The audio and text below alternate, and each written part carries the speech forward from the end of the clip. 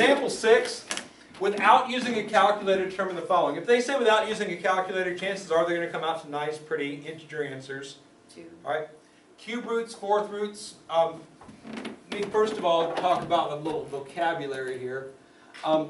This little number right here, and right here, and right here, is known as the index. Index. Say it with us now. Index. Sounds like a Mickey Mouse Club. Yeah. All right. The index of the root tells you how many factors you want to multiply together to make the number underneath the radical symbol. The radical symbol is this actual symbol here.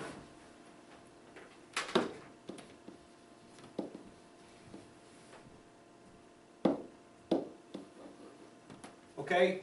And the number inside the radical symbol, specifically here 8, or 81, or negative 27, is called the radicand.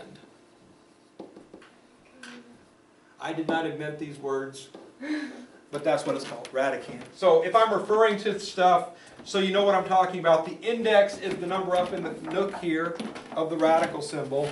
The radical symbol itself is that check mark looking thing with the bar over top of it. And the number underneath the radical symbol is referred to as the radicand. Mr. Bonus said that he's going to drive himself, so. Okay, thank you. So, He is on YouTube.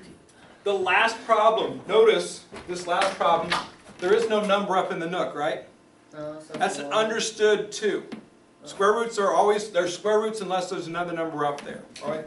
So as soon as you start seeing 3s and 4s, that means cube roots, fourth roots. If there's a 5, it's a fifth root. If there's a 1.7, it's a 1.7th root. That does happen also. But again, 1.7th root you need a calculator for. There's no way to do it mathematically. But here we go. 2. Cube root just means something times itself is equal to 8. And as Mitchell said, the answer is 2. If you can figure out that product, that gets you the answer. Kim, do you have a question or you want to say the next answer? 3. Oh, yep, okay.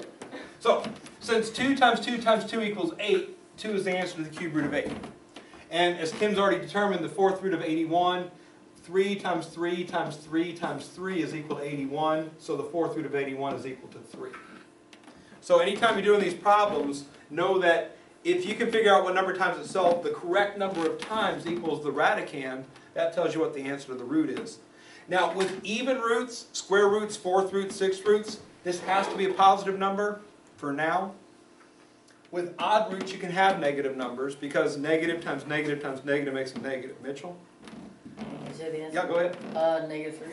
Negative 3 times negative 3 times negative 3 is equal to negative 27. Notice 3 negatives make a negative. 3 times 3 is 27. So the cube root of negative 27 is negative 3, which is the right answer to that problem.